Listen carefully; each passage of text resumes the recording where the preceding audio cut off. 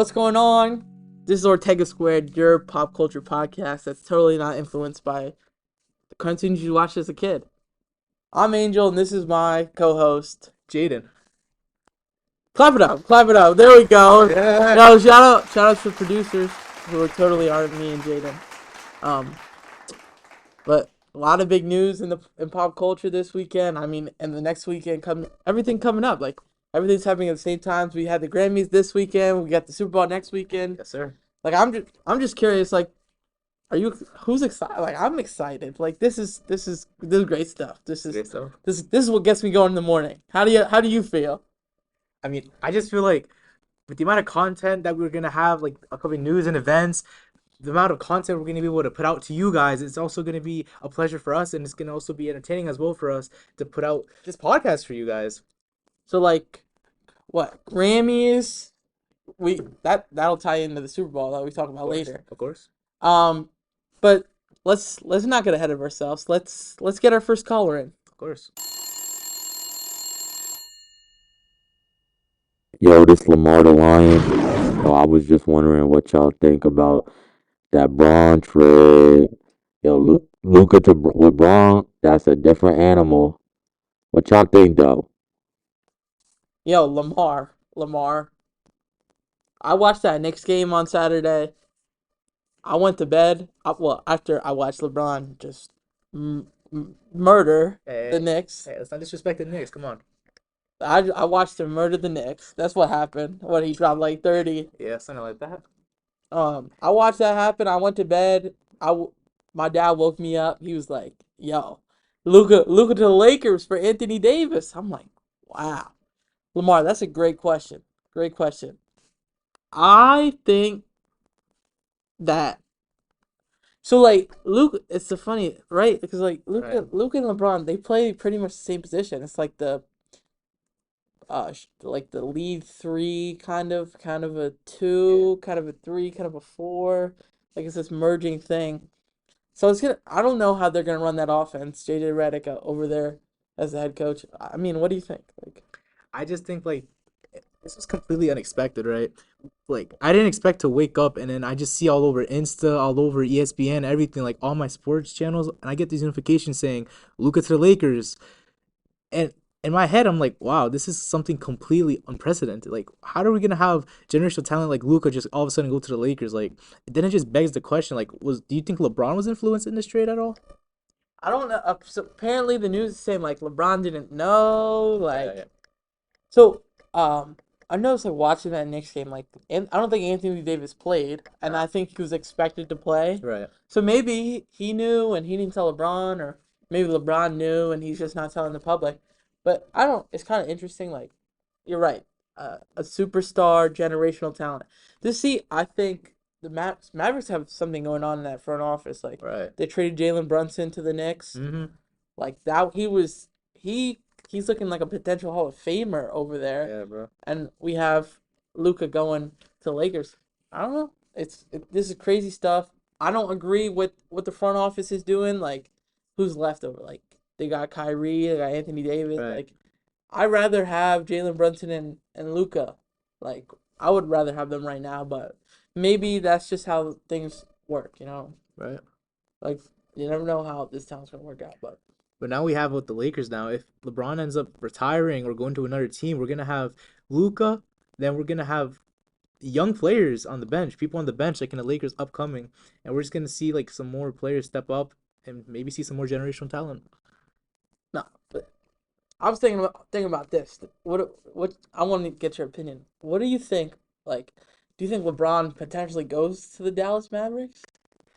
Man, if we think about it, like if we put it this way, man, I mean that's serious collusion right there. That's serious. Like, I get you, because if we look at it this way, LeBron's contract is supposed to end next year, right? yeah, like I think you can opt out. So Opt out. I think many are speculating that he anticipated this trade, he influenced this trade, and he wants Anthony Davis to go to the Mavericks, and he brings Luka to the Lakers. He brings Luka to LA with LeBron.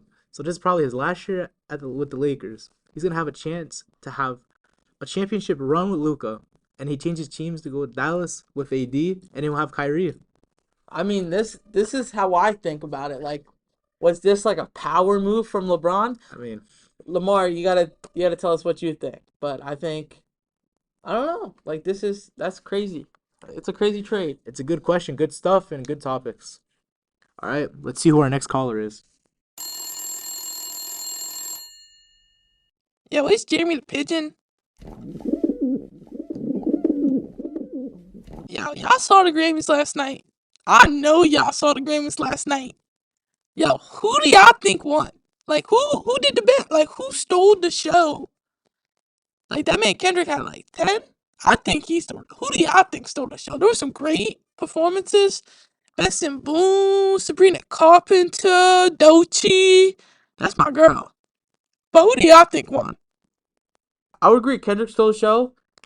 But who did you watch it last night? No, I haven't, but I saw like everything like on the news and stuff. Like I saw TikTok, Insta, and I saw like all the performances. Like in my head, I'm like, wow. I mean, if we look at Kendrick, like when he released "Not Like Us," that song was like played everywhere, like all over TikTok, Yep. all over people's stories. Like people were just like reacting to like the lyrics and stuff.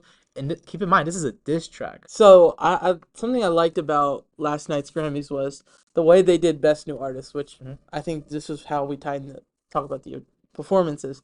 So the way they announced who are the possible winners for Best New Artist. Right.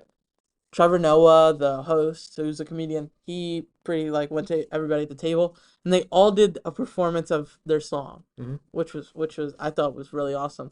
That he went like Benson Boone did his performance, Yep. Teddy Swims did his performance of they all did their best song, and Doechii, that was one of the biggest performance. Sabrina Carpenter, Doechii, Chaperone. Yeah, I think that's it. But I thought the way they did that was awesome. Like everybody did their popular song. Of course.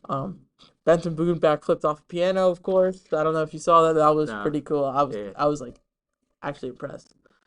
Teddy Swims had a great vocal performance. I think he did the best vocally. Like the way he just sings, it's pretty good.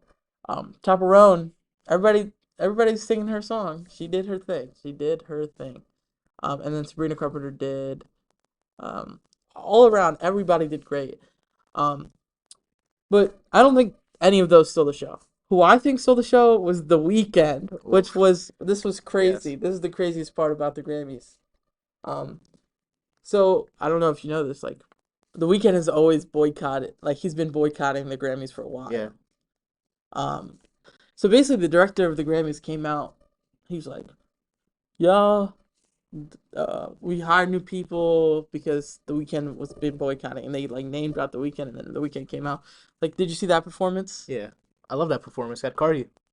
Yeah. What'd you think? Like, Well, I mean, I feel like I give props to The Weeknd because like he also brought Cardi out. Like usually, like sometimes like with features, you don't really like bring out the guy that you feature. But I feel like they gave good acknowledgement to Cardi. He had that chance to perform at the Grammys and such a nice atmosphere. So I think I just thought it was nice how like the Grammys is understanding the artist better. right. Like bringing back The Weeknd shows that they are, there's some humility to it. That was my favorite part. Like Right. letting him back in, or accepting him back into the music industry, kind of when he was really blacklisted for a little while. Right. But honestly, like I liked how they let him perform. I don't like his new album. What did you hear it? I haven't heard this new album, but I saw like at the end song. It's not really a loop, but like the last song of his new album, it cuts like perfect. Like it has like a transition. And if you like cut it, it has a loop into his first ever song in House of Balloons. Wow, I didn't know that. That's Yeah, pretty cool. it's pretty That's cool. pretty cool. But let me talk about Kendrick. Right, Kendrick, 5 Grammys last night, which is really insane for a rap song. Right. And a diss diss track too. yeah, a diss track at that. Like, I'm not a big fan of the song. Like, what? Like, what do you think? I mean, when Not Like Us dropped out, like I didn't think like I think the lyrics were like crazy. Like they were like major disses to Drake like directly. I mean that's what a diss track is, right? But like I didn't expect a diss track to like go this far and win that many Grammys. Like I feel like single handedly, like I know Kendrick was already a pretty big artist in the rap industry and such, but this song like really like had a boom for his career. Like I don't understand, like, because this never happens. I don't know. This really, you don't really see this happen, like such a direct diss. Right. Like, I mean, like back to like letting people in and like accepting people into the music industry. Like, you're basically like saying like, Drake, we don't want you in there. Right. Like, they had people, everybody was singing the song when it came out. People were dancing. Like, I think it's done. Yeah, and I think it's kind of crazy. Like, in terms of like me, I'm a music guy myself. Like every song has its own key. It's written in like its own like musical key. The song, like when he has the line, probably A minor. The song literally is written in the musical key A minor.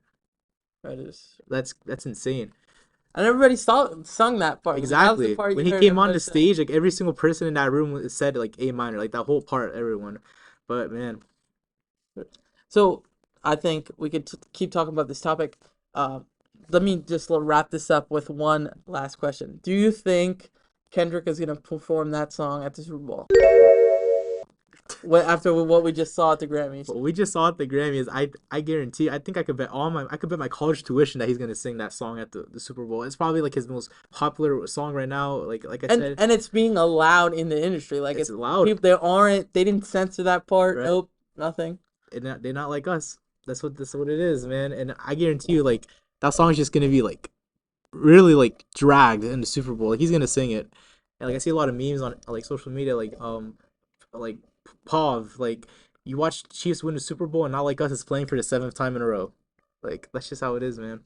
Well, I mean, two great questions. Right. A lot of great stuff this weekend and coming up. That was Ortega Squared.